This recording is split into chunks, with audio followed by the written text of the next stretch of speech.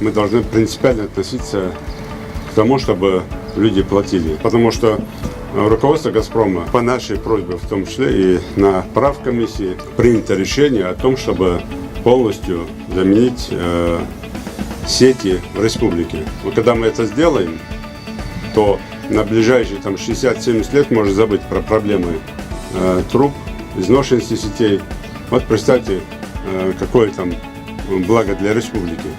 И как пилотный проект выбрали республику Ингушетия. Это тоже надо ценить и уважать. Поэтому сегодня и новое руководство, которое сегодня по межрегионному газу работает, и районные руководители, и правительство, и главы местных самоуправлений должны работать в первую очередь над тем, чтобы текущие платежи своевременно платили, и чтобы долгов не было. И второе, уже работать по дебиторской задолженности.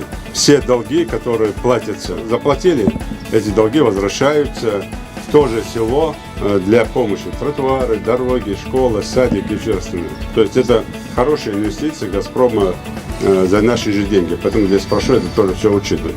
Я хочу еще раз всех поздравить с этим событием и надеюсь, до конца августа мы еще 3 вот таких хороших терминала откроем. И благодаря этому у нас с каждым месяцем платежеспособность будет лучше. Итоги подведем именно по этому терминалу, как собирает, сколько собирает и какие результаты, в том числе по качеству работы, уже к концу августа. Спасибо. Спасибо.